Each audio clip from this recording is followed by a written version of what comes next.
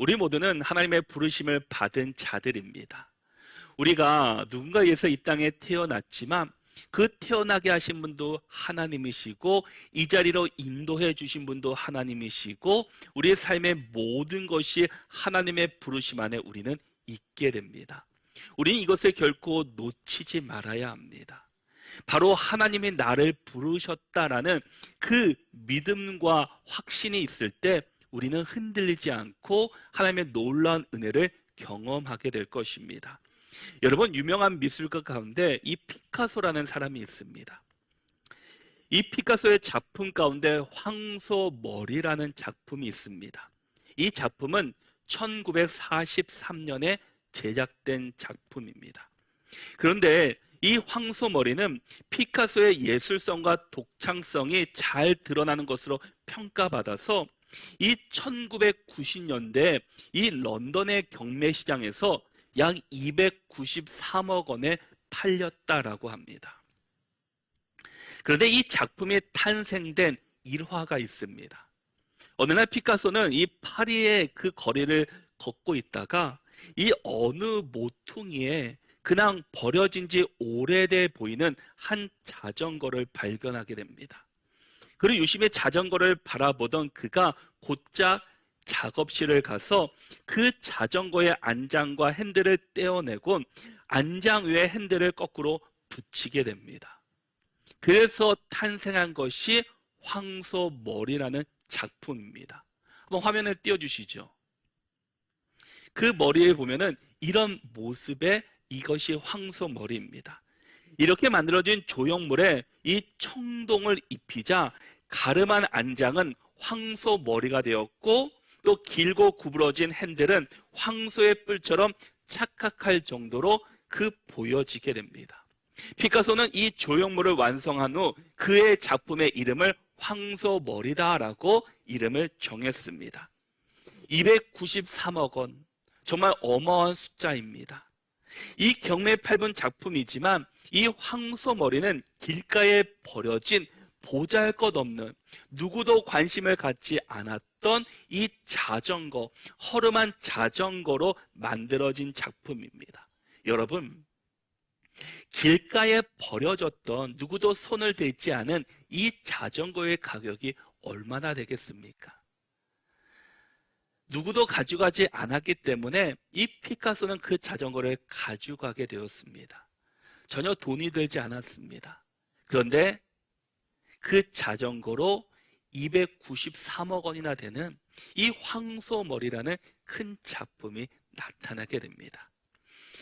누구를 만나냐에 따라서 예술적인 작품으로 변화될 수도 있고 쓸모없는 고철이 되기도 합니다.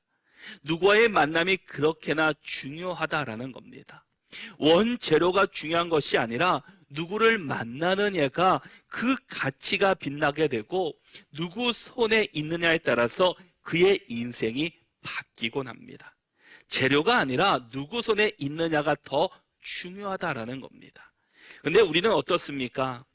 원재료를 따지게 됩니다. 내 출생이 어떻고 내 환경이 어떻고 내가 어떤 그 조건을 바라보고 있습니다.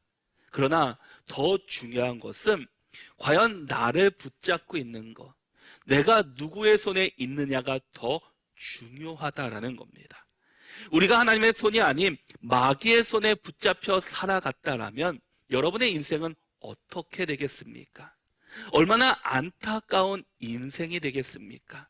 나의 조건과 환경은 부족한 것이 많지만 하나님의 손에 붙잡히게 되면 그의 인생은 분명히 변화되고 바뀌게 됩니다.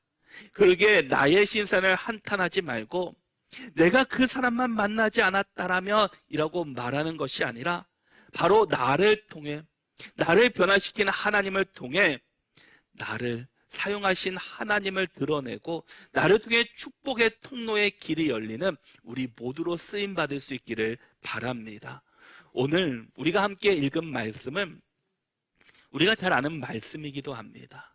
바로 하나님께서 모세를 만나신 장면입니다.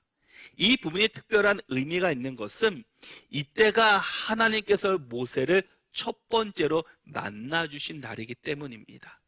모세가 태어났을 때도 그렇고 40년 동안 이 이집트 애굽의 화려한 궁전에서 왕자로 살아갈 때도, 그 후 실패하고 광야의 도망자 이 장인 이도의 이 양을 치던 40년 동안도 그랬고, 이때까지 모세가 하나님을 이렇게 직접적으로 또 개인적으로 만난 적은 한 번도 없었습니다.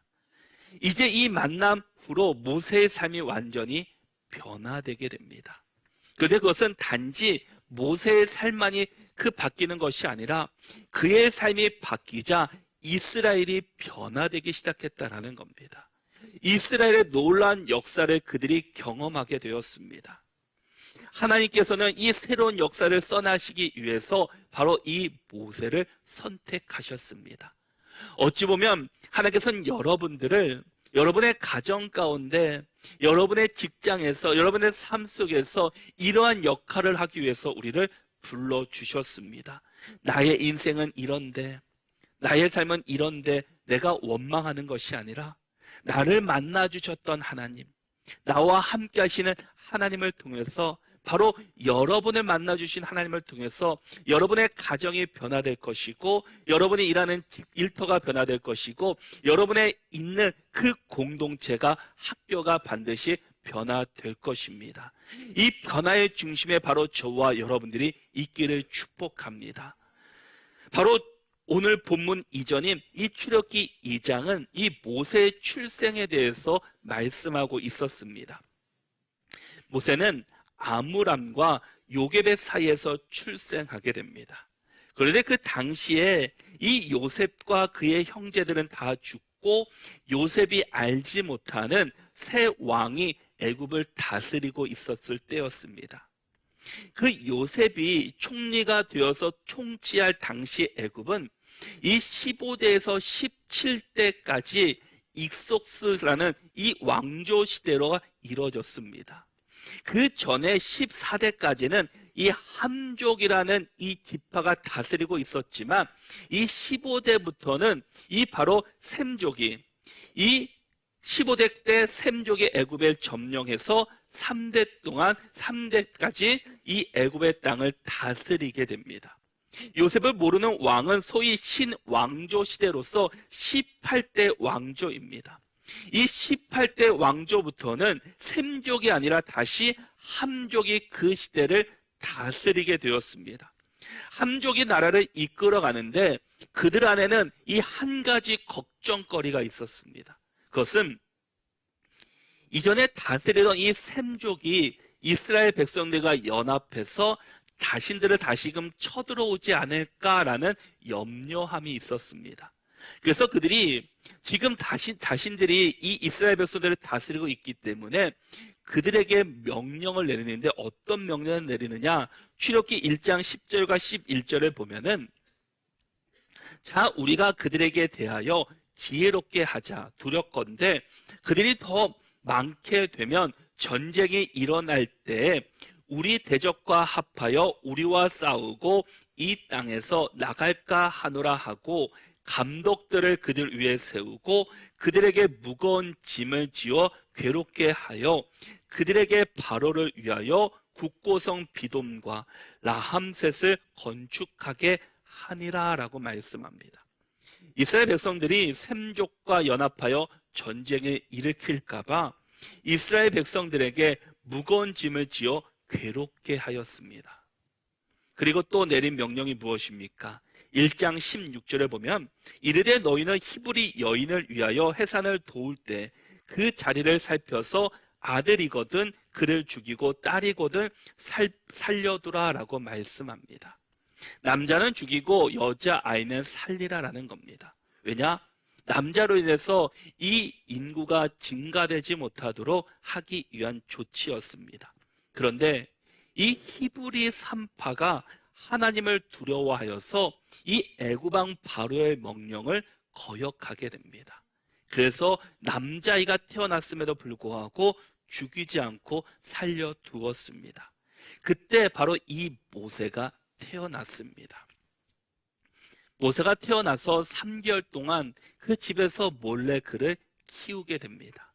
근데 점점점 커다 보니까 우는 소리가 너무나 커지는 겁니다. 그래서 주변 사람들이 이게 알게 될까봐 이제 두려워서 이제 더 이상 집에 둘 수 없어 갈대 상자에 아기를 담아 나일 강가에 갈대 사이에 두게 됩니다. 바로 그때 바로의 딸이 목욕하러 이 나일 강가에 내려왔다가 그 갈대 상자를 발견하고 이 아이를 데리고 왕궁으로 내려가게 됩니다. 모세는 그때부터 왕궁에서 40년을 살았습니다. 얼마나 좋은 환경입니까? 얼마나 막강한 권력을 가진 자입니까? 못할 것이 없을 정도로 모든 것을 할 수 있는 막강한 권력입니다. 모세는 이제 바로의 딸의 아들로 자라났습니다. 그런데 이 왕궁의 생활이 계속될 줄 알았는데 그렇지 않았습니다. 왕궁에 살아가던 그 중에 그 애굽 사람이 히브리 사람 곧 자기의 형제를 치는 것을 보게 됩니다. 그 애굽 사람을 쳐 죽여서 그를 모세가 숨기게 됩니다. 그로 인해서 사람들에게 알려지자 더 이상 이 모세가 애굽에 있을 수가 없었습니다. 그래서 도망간 것이 바로 미디안 땅입니다. 이 이드로의 그 집이었습니다. 모세는 애굽 왕국에서 40년을 이드로가 있는 미디안 땅에서 40년이라는 시간을 보내게 됩니다. 그런데 사람들은 모세를 잊고 있었습니다. 아니, 잊어버렸습니다. 그러나 하나님께서는 그 모세를 잊지 않고 기억하셨습니다. 그때 하나님께서 그를 부르셨다라는 겁니다. 그의 나이는 80세입니다. 그리고 모세는 죽은 나이가 120세입니다. 나이가 어느 정도 많이 들었던 사람입니다. 그런데 하나님께서는 그 험악한 세월들을 보내면서 하나님께서는 결코 모세를 잊지 않으시고 기억하셨다가 이 80세의 모세를 부르시게 됩니다. 오늘 우리는 이 모세가 하나님의 인재를 경험한 이 사건을 통해 하나님이 어떻게 우리를 다가오셨는지, 또 그리고 우리는 그 부르심 앞에 어떻게 반응하며 살아가야 되는지를 다시 한번 살펴보면서 우리를 부르신 하나님의 그 놀라운 은혜를 다시 한번 기억하며 우리도 그 부르심 앞에 온전히 서는 우리 모두가 될 수 있기를 바랍니다. 우리 1절 말씀을 같이 한번 읽어보겠습니다. 1절 말씀 함께 읽겠습니다. 모세가 그의 장인 미디안 제사장 이드로의 양떼를 치더니 그 떼를 광야 서쪽으로 인도하여 하나님의 산 호렙의 이름에 아멘. 모세가 하나님의 부르심을 받았을 때가 언제입니까? 모세의 장인 제사장 이드로의 양떼를 치고 있을 때였습니다. 그때 하나님께서는 호렙으로 그를 인도하셔서 그곳에서 하나님을 모세가 만나게 됩니다. 그리고 놀라운 역사를 보게 됩니다. 2절과 3절을 보시면 여호와의 사자가 떨기나무 가운데로부터 나오는 불꽃 안에서 그에게 나타나시니라. 그가 보니 떨기나무에 불이 붙었으나 그 떨기나무가 사라지지 아니하는지라. 이에 모세가 이르되 내가 돌이켜 가서 이 큰 광경을 보리라. 떨기나무가 어찌하여 타지 아니하는고 하니 그때라고 말씀합니다. 여호와의 사자가 떨기나무 가운데로부터 나와서 그를 만나시게 됩니다. 모세가 양을 치다가 한 가지 이상한 광경을 지금 보았습니다. 한 떨기나무에 불이 붙었지만 타서 없어지지 않았다라는 겁니다. 일반적으로 이 불은 연료가 되는 물질을 태우면서 점점 사라지는데 이 나무는 타지만 사라지지 않습니다. 우리의 생각으로는 전혀 이해할 수 없는 일입니다. 이처럼 단순히 자연적인 현상이 아니라 하나님의 인재를 나타내는 초자연적인 현상을 그에게 보여주고 계십니다. 성경에서 불은 종종 하나님의 임재와 거룩함을 나타냅니다.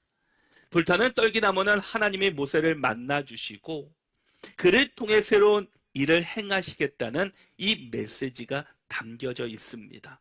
모세는 이 광경을 보고 가까이 다가가고자 했지만 그는 그것을 이상히 여겼다라고 말씀하고 있습니다. 이처럼 하나님께서 우리를 부르실 때 우리는 이것을 주목해야 합니다. 우리의 삶 속에서 하나님의 손길이 느껴질 때 무심히 지나쳐서는 안 된다라는 겁니다. 모세가 떨기나무에 가까이 다가가자 하나님께서 그를 향해서 직접 말씀하십니다. 모세야, 모세야.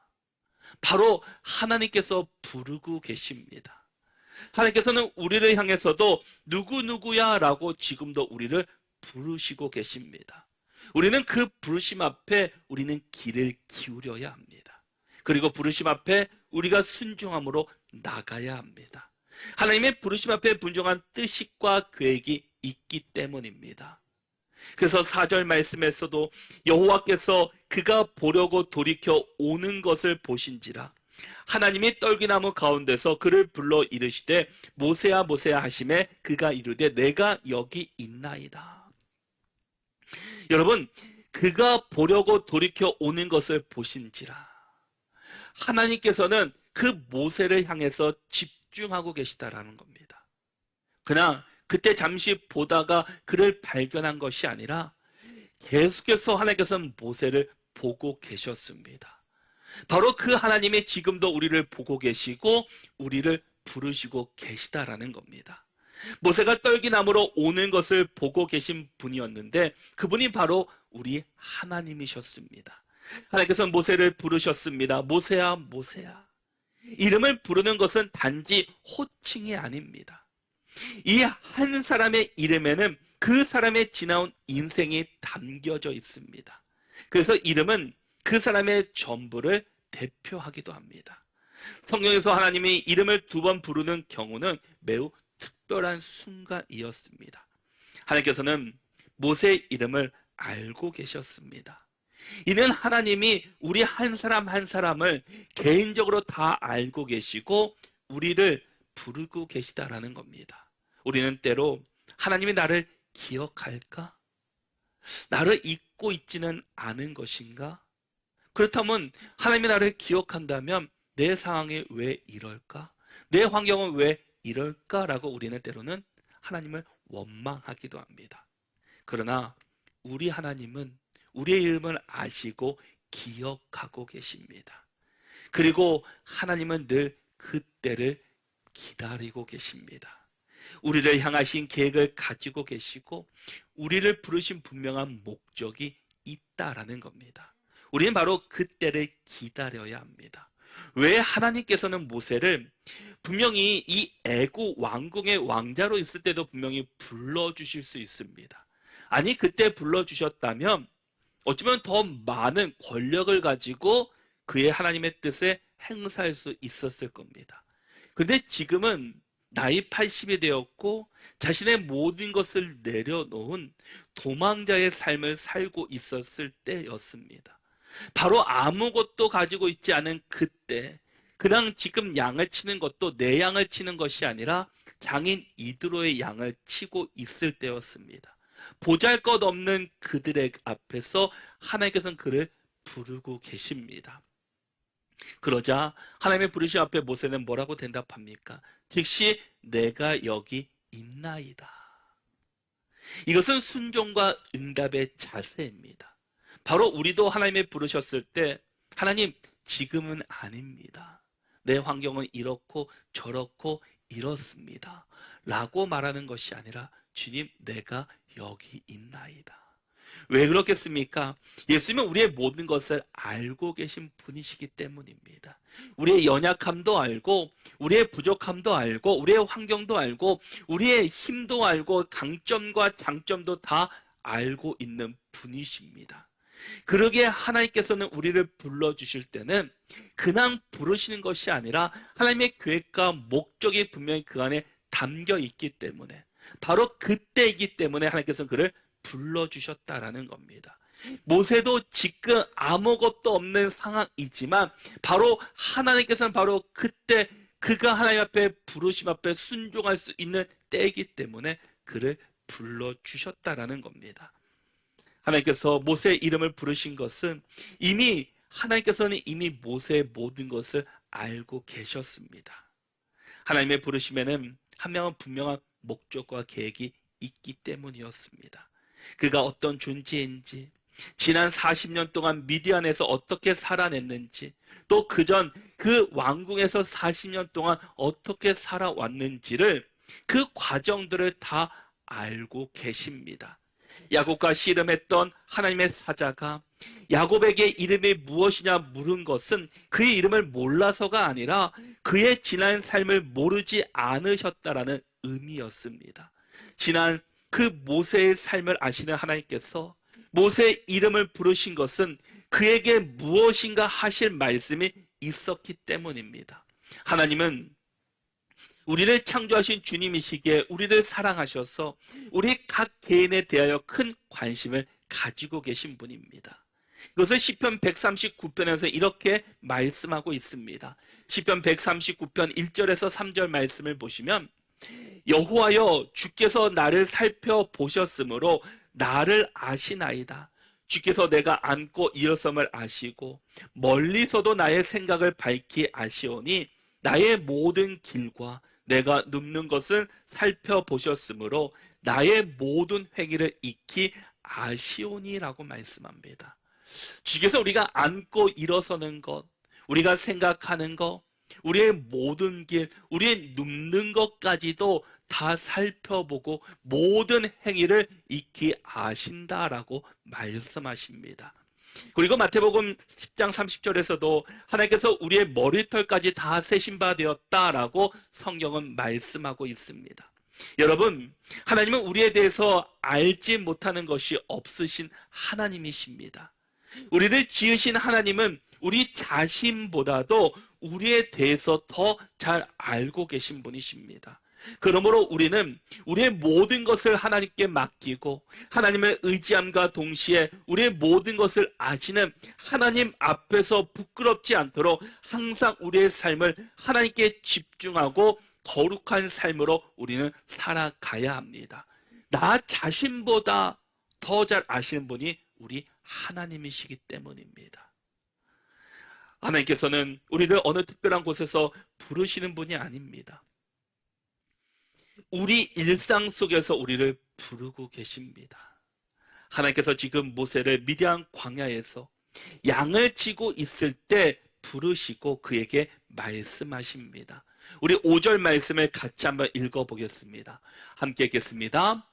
하나님이 이르시되 이리로 가까이 오지 말라. 내가 선 곳은 거룩한 땅이니 내 발에서 신을 벗으라. 아멘. 이 말씀 속에서는 이 세 가지 중요한 의미를 가지고 있습니다. 이 세 가지 의미는 무엇이냐? 첫 번째는 하나님 앞에서의 경외심입니다. 그리고 자신의 주권을 내려놓음입니다. 그리고 하나님이 임재하시는 곳이 거룩한 땅입니다. 이 세 가지를 우리에게 말씀해 주고 있습니다. 먼저는 하나님 앞에서의 경외심입니다. 하나님은 거룩한 분이시며 우리는 그분 앞에서 마땅히 경외하는 마음을 가져야 합니다. 신발을 벗는 것은 당시 문화의 이 존경과 겸손을 표현하는 겁니다. 오늘날 우리도 하나님을 경외한다는 것은 하나님 앞에 예배할 때 우리가 어떤 제사로 나아가고 계십니까?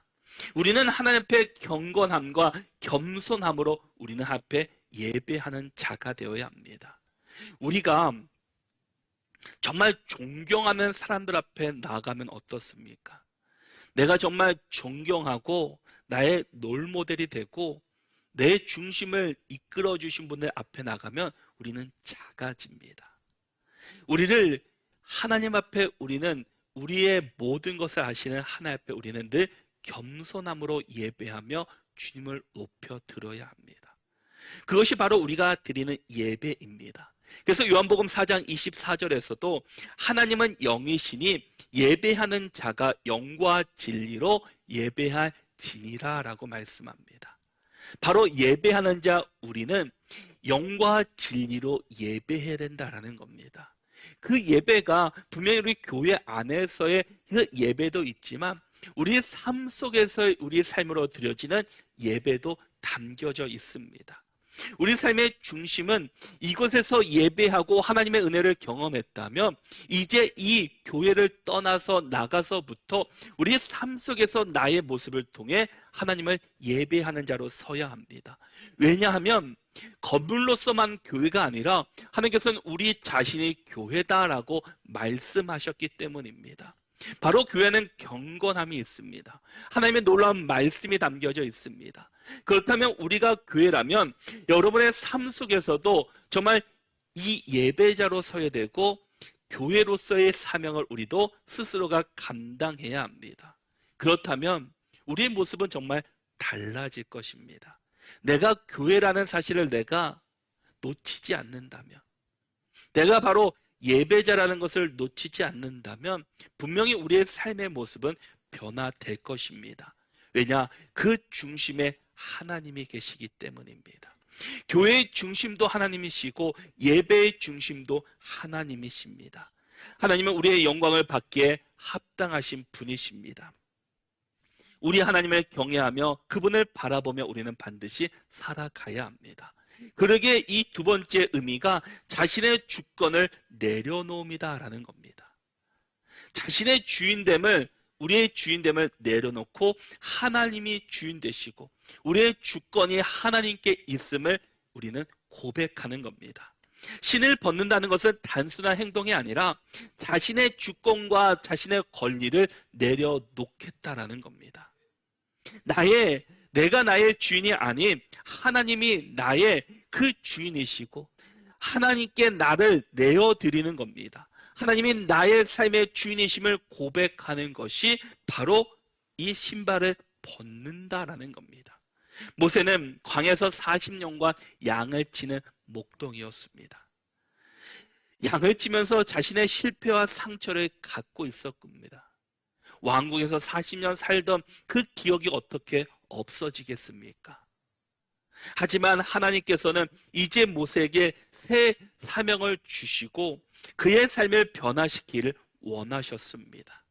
우리가 하나님 앞에 설 때 우리는 우리의 고집과 자아를 내어놓고 온전히 순종할 수 있어야 합니다. 지금 신발을 벗으라는 것은 단순히 신발을 벗으라는 의미가 아니라 지난 날의 삶을 모두 내려놓고 이제부터는 하나님 중심으로 살아가라라는 것을 말씀하고 있습니다. 모세가 이스라엘 백성들을 이끌어 40년 광야를 이제 살아가게 됩니다. 그리고 자신이 그 사람을 죽였던, 그 살았던 그 애굽으로 다시 가서 이스라엘 백성들을 달라라고 이야기합니다. 그것은 사실 쉽지 않은 일입니다. 도망자였던 사람이 다시 그곳에 들어가서 나의 주권을 다시 한번 이야기한다는 것은 결코 쉽지 않습니다. 그리고 이스라엘 백성의 주권은, 그 권리는 애굽 바로 왕에게 있었습니다. 이스라엘 백성들은 노예였기 때문입니다. 이 자신의 것을 내어준다는 것이 얼마나 힘든 일입니까? 그리고 자신의 권력을 지키기 위해서는 지금 이스라엘 백성들이 필요합니다. 일을 시켜야 되기 때문입니다. 그런데 지금 모세가 가서 내 백성을 달라라는 겁니다. 그곳에서 보내달라라는 겁니다. 그렇다면 애굽 바로왕이 무슨 생각을 했겠습니까? 보내주면 그곳에 가서 그들이 다시금 권력을 쌓고 힘을 쌓아서 우리를 공격해 오지 않을까, 그런 생각을 가지고 있었을 겁니다. 그래서 그것을 거부합니다. 그러나 모세는 하나님의 말씀에 붙잡히고 하나님께 모든 것을 내어 주었을 때 그의 삶이 완전히 바뀌게 됩니다.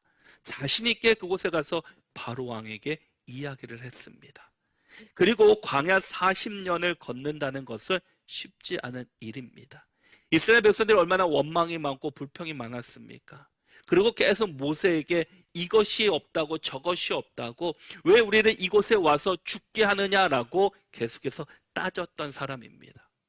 웬만한 리더십과 웬만한 그 힘이 없으면 할 수 없는 상황입니다.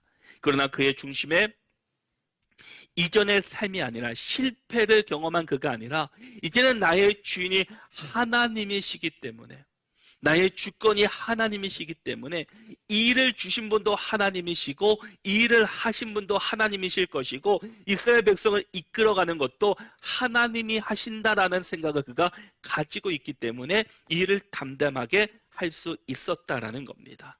여러분, 우리 삶의 주인이 하나님이시라면, 나를 부르신 하나님이시라면 우리의 주권을 내려놓고 우리의 주인이 내가 아니라 하나님이심을 고백하고 그 하나님을 붙잡고 살아가는 우리 모두가 될 수 있기를 바랍니다.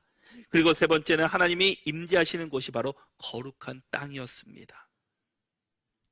지금 하나님이 임재하신 곳이 어디였습니까? 모세가 선 곳인 특별한 곳이 아닙니다. 그러나 평범한 광야였습니다. 그러나 하나님이 임재하시자 그곳이 거룩한 땅이 되고 말았습니다. 우리의 삶도 마찬가지입니다. 우리가 하나님의 임재를 경험하면 우리가 있는 그곳이 바로 거룩한 땅입니다.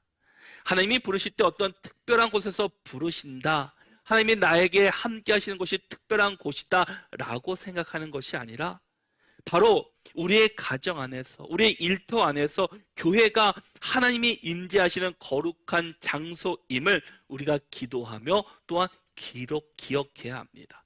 바로 여러분의 선 곳이 바로 거룩한 땅이다라는 겁니다. 왜냐?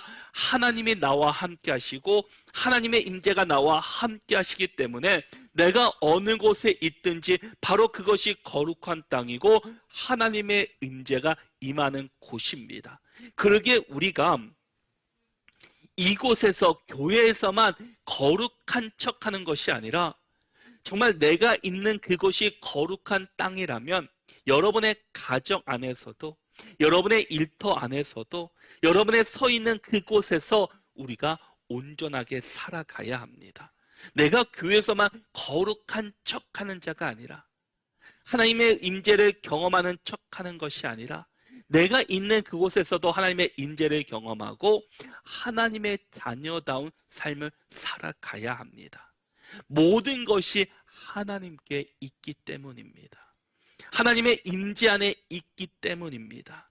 내가 선 곳은 거룩한 땅이다. 바로 하나님의 부르심을 받은 여러분들이 이 모세에게만 주시는 말씀이 아니라 바로 지금 우리들에게 주신 말씀입니다. 하나님께서 여러분들을 불러주셨고 여러분들 통해서 하나님께서는 반드시 일하실 것입니다. 그러기에 우리 모두가, 거룩한 땅에 서 있는 우리 모두가 하나님의 부르심 앞에 순종하시고 거룩한 길을 걸어가는 우리 모두가 될 수 있기를 축복합니다.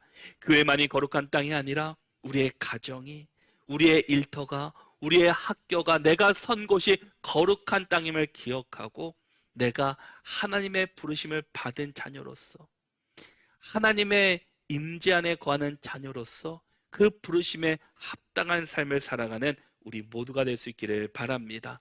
모세는 이 순간 이후부터 완전히 삶이 바뀌게 되었습니다. 그는 더 이상 도망자가 아닙니다. 하나님의 부르심을 받은 지도자로서 이스라엘 백성들을 이끌고 광야 40년을 살아갔습니다. 어찌 보면 이전에 살던 삶보다 이 40년이 더 힘들고 어려운 여정이었습니다. 그러나 모세의 마음만큼은 그 이전의 80년의 삶보다 지금 40년의 삶이 더 기뻤고 감사했고 또 은혜가 넘치는 삶이었습니다. 사랑하는 성도 여러분, 오늘 우리도 하나님 앞에 서기를 원합니다. 하나님은 지금도 우리를 부르고 계십니다. 하나님, 우리가 신을 벗고 겸손히 나오기를 원하고 계십니다.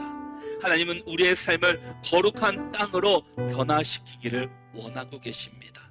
오늘 하나님 앞에 우리의 신을 벗어 던지고 하나님 앞에 겸손하게 나가는 우리 모두가 될 수 있기를 축복합니다. 우리를 사용하시도록, 우리의 삶을 변화시키도록 하나님께 맡겨드리며 거룩한 땅 안에서 부르심에 합당한 삶을 살아가는 저와 여러분들이 다 되시기를 바랍니다.